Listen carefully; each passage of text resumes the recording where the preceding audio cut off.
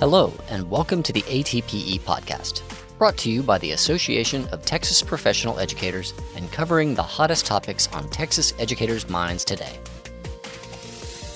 Hello, and welcome to the ATPE podcast. My name is David George, and I serve as the editor for ATPE News Magazine. Today, we're going to discuss the upcoming school board elections in May, specifically board and bond elections and what makes them so important for Texas educators. We're excited to be joined by ATPE's newest lobbyist, Heather Sheffield. Thank you for being here, Heather. Thank you so much for having me today, David. I'm super excited to be here. Tell us a little bit about yourself. So I am really excited to be the newest lobbyist for ATPE. I am very passionate about public education.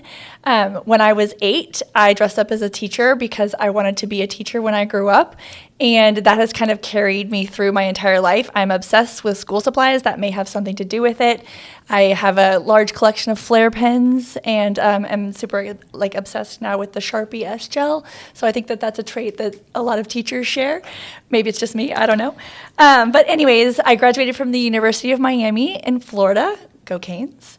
I taught first grade in Lamar Consolidated ISD, which is right outside of Houston, if you're not familiar with where that is.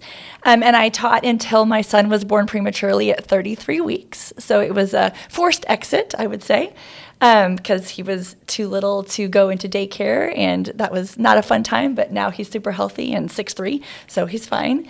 And now I'm doing other things to support educators, so I'm really excited about that too.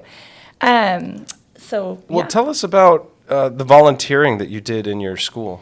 Yeah, so I have pretty much served in every capacity in every role within a school and a district, starting with homeroom parent, PTA president. I've served on district leadership teams. You name it, I've kind of done it within schools and districts. And so I was even awarded the honorary PTA Lifetime Award for my work in Spring Branch ISD. So I'm pretty proud of that. Since I've been out of the classroom professionally, I have stayed really engaged and involved with public education and worked hard for our public schools in a variety of different ways. So my family, we even moved to Austin in 2015, and at that point, I got even more involved and started advocating at the Capitol. I have been involved with TAMSA, Texans Advocating for Meaningful Student Assessment, emphasis on the meaningful. We're the group that brought it down from 15 end-of-course exams to just 5. So I'm really proud of the work that we've done to help make sure that exams are meaningful and don't burn out teachers and kids. So I've been their board president since 2018 also. And so I started with the advocacy at the Capitol with TAMSA and with other groups on a variety of education topics. And I did that all unpaid for a while, but I have been lucky to, do other things and to now get paid for my work.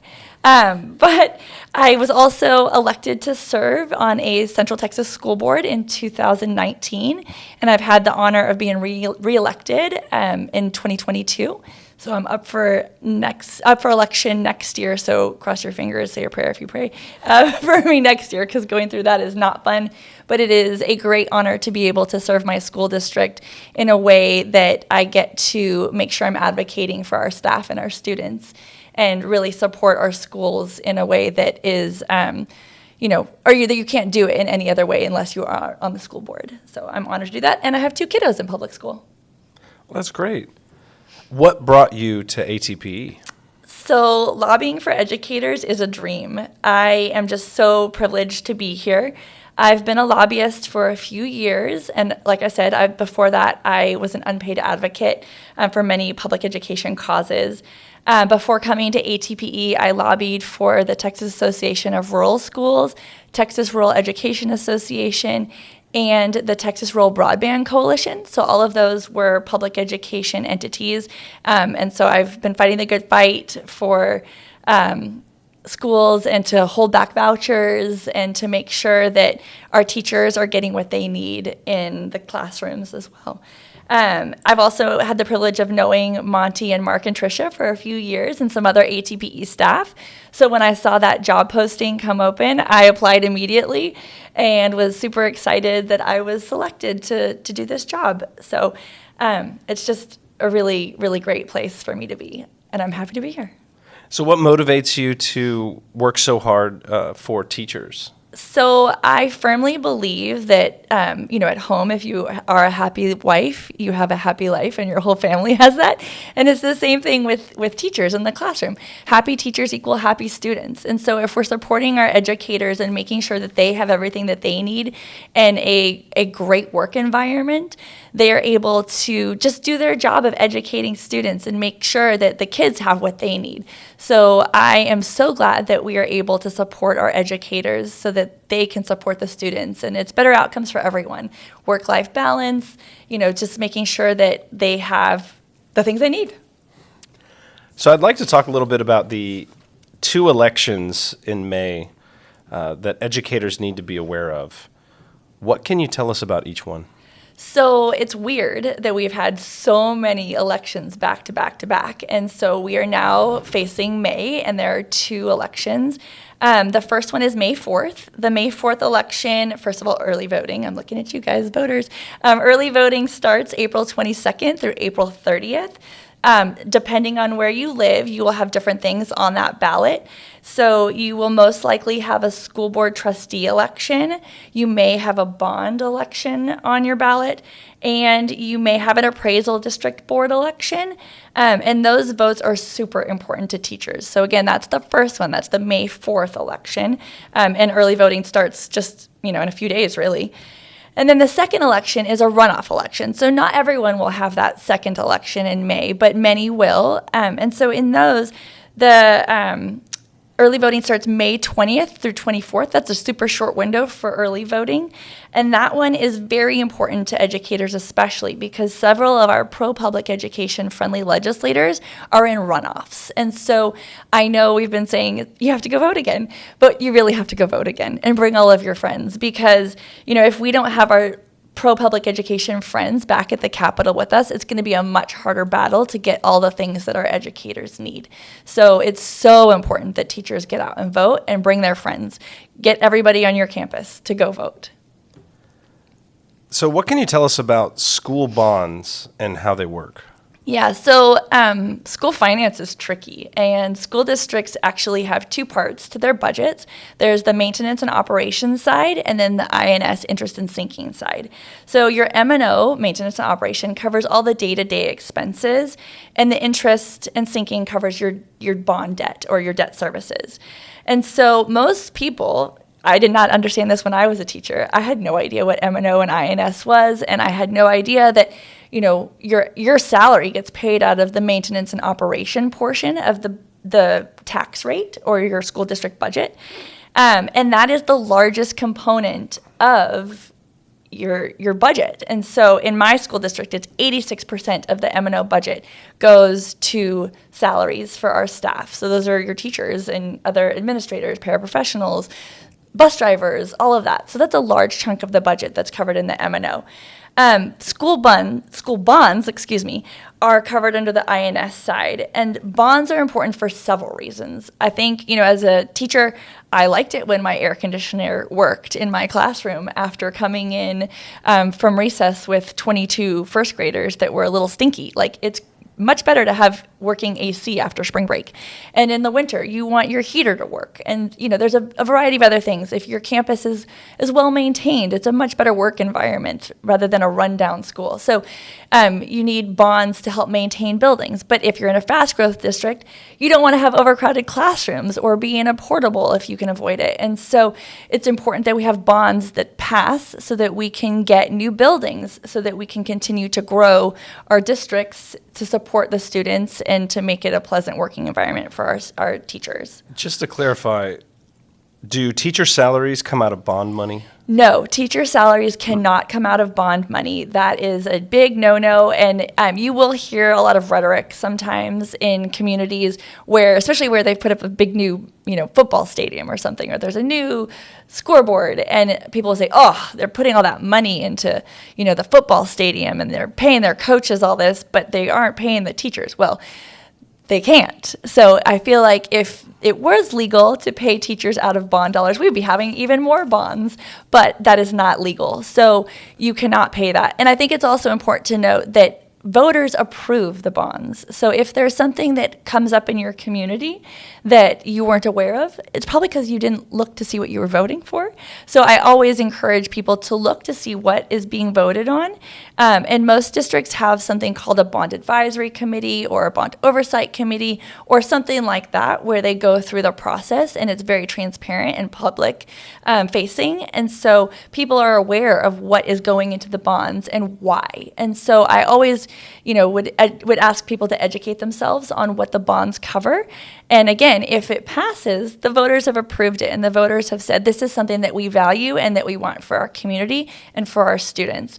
And again, with the football fields, that one always cracks me up because it's not just football players that use the football fields. It's the band, it's soccer, it's lacrosse in some places. It's you name it. Pretty much every kid goes out. I mean, even in my district, the kids went out and watched the eclipse in the football stadium. So it's pretty cool to have that for your community. And Friday Night Lights is a big deal in Texas. So you have to have places for people to sit to watch. That's true. Let's talk about school boards and the school board elections. Can you explain to us why that is so important? Absolutely. And I will say, as a sitting school board trustee, I am a little bit biased that I think that they are very important.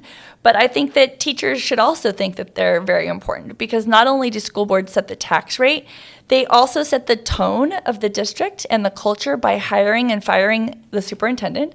Hopefully it's hiring more than firing, just because of, retirements. And trustees also approve curriculum. Now, granted, the State Board of Education is involved in the setting of the curriculum also, but they usually give some options. And so school boards are tasked with selecting the criteria, and then also going through and reviewing the materials, and then approving the textbooks or whatever is being brought forth for curriculum. And then they are also in charge of overnight field trips, not really going on them, that would be fun, but just approving them.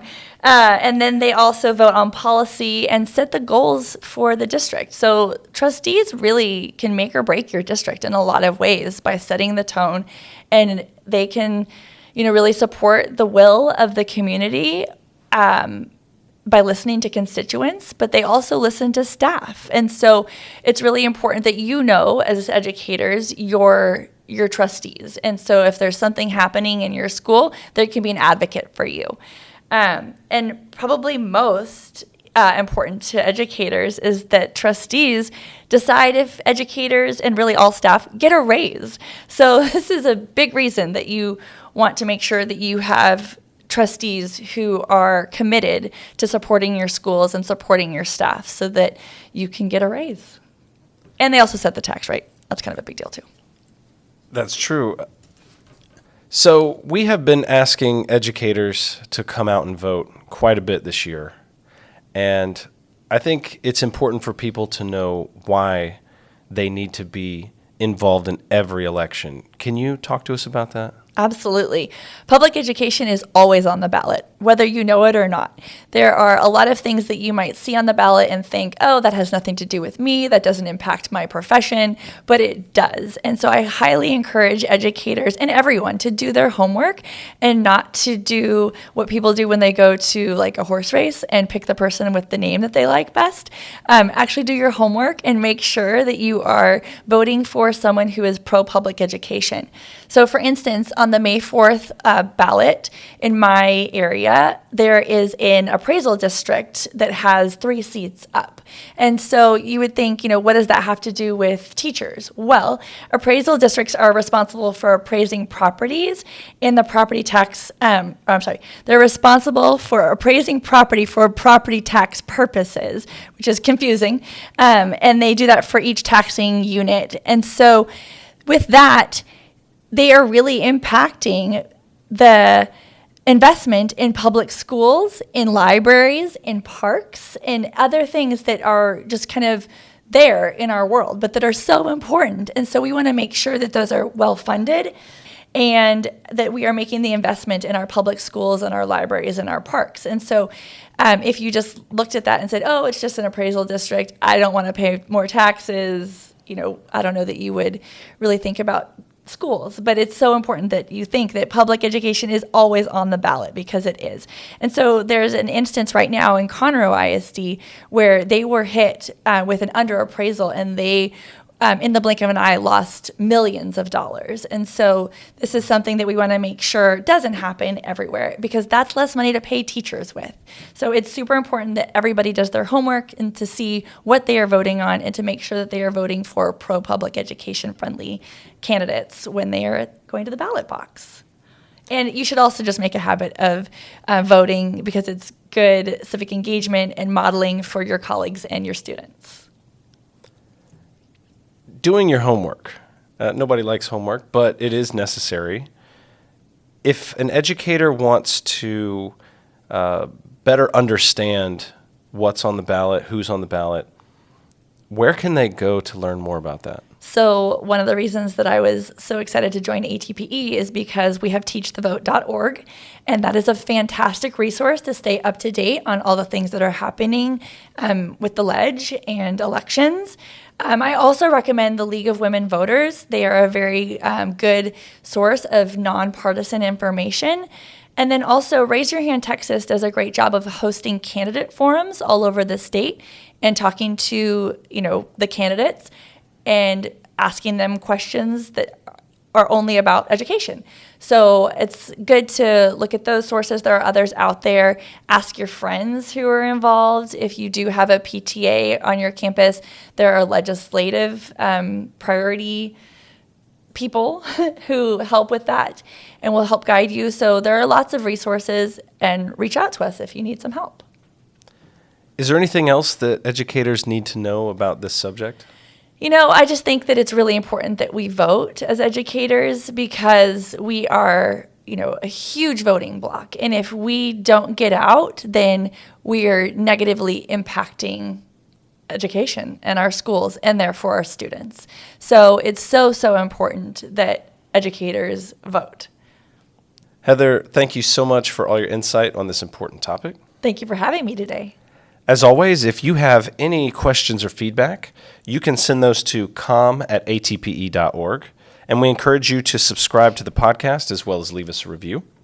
Thanks again for being here, and we'll see you next time on the ATPE podcast. Go vote.